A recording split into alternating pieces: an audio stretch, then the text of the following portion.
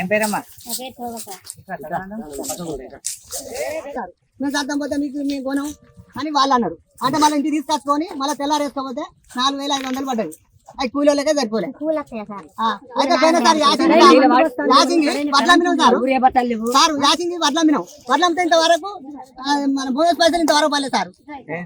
వడ్లు పండించినాం వడ్లమ్మినాం ఇంతవరకు ఒక పైసా కూడా పడలేదు. మన అమ్మిన రేటే దగ్గర డబ్బులు పడ్డాయి, ఇంతవరకు పైసలు పడలేదు.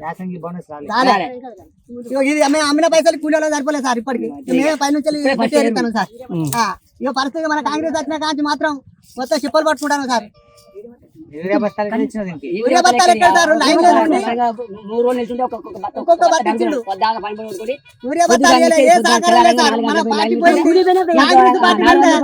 అది మన చిప్పలు పట్టుకొని తిరుగుండి ఆడుకోమన్నట్టుగా ఏమైనా వాళ్ళ దగ్గర చేసుకుడు ఒకటి వాళ్ళ అచ్చుడు దగ్గర చేసుకోవడానికి వచ్చింది. వాళ్ళు పెట్టుబడి కూడా ఆడపిల్లల పెళ్లి చేసినాం, మేము అప్పుల పాలైనాం. మరి ఇప్పుడు పెట్టుబడి అదో టైం కన్నా అవసరం అవుతుంది. ఏదో కేసీఆర్ పైసలు 5000 వస్తారనుకుంటే కూడా అవి కూడా లేవు. 2 లక్షలు మాపన్నాడు కూడా మాపి చేసిన వాళ్ళు చేసి మాకు కూడా మాపే కాలే 2 లక్షలు 20,000 ఉన్నాయి మా కాడ. మీరు పైసలు కట్టం 20,000 అన్నారు. 20,000 కట్టుకోపోయాను. లేదు లేదు మాకు ఫైనాన్స్ ఆర్డర్ రాలేదు, మీరు మిత్తి కట్టుకోవాలి కానీ 20,000 కూడా తీసుకోవాలి. 2,20,000 2 లక్షల వరకు మాపన్నారు కదా. 20,000 మేము కడతామని పైసలు పట్టుకోకపోతే కూడా 20,000 తీసుకొని ఒక వడ్డీ కట్టుంది. మాకు ఫైనాన్స్ ఆర్డర్ రాలేదు. 2 లక్షల వరకు తర్వాత ముచ్చారు మాకు అసలు కూడా తీసుకోవాలి. రైతు బంధు 2 పంటలకు పడ్డది, 2 పంటలు ఎక్కువ పోయిన యాసంగి బోనస్ రాలేదు.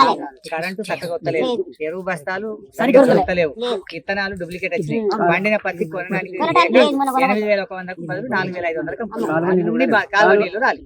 అంటే 8 బాధలు ఇప్పుడు రేవంత్ రెడ్డికి గవర్నమెంట్ వచ్చినాక.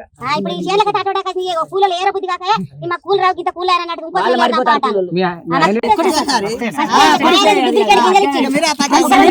ఇంకో బస్తాలు డూప్లికేట్ చెకింగ్ చేసి మంచిగా కట్టే కండిషన్ ఇచ్చిండ్రు.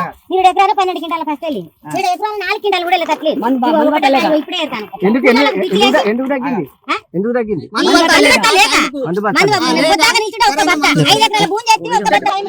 లేవు. పొద్దున్న దాకా మా భర్త నేనుంటే చెరొక్క బస్తా, ఆ ఒక్క బస్తా 5 ఎకరాలకు ఒక 2 బస్తాలు ఏం సరిపోతుంది?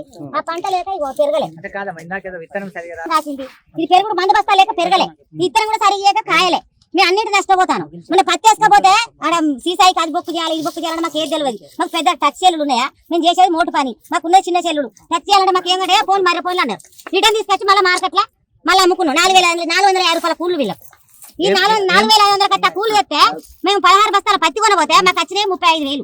ఆ 35,000 తెస్తే వాళ్ళకి 25,000 కూలు అయినాయి. మాకేం మిగిలింది సార్ చెప్పు? మందు బస్తాలు ఏంది? మేము కౌలు పెట్టిన భూమి ఏంది? మా పత్తి ఏంది? ఇక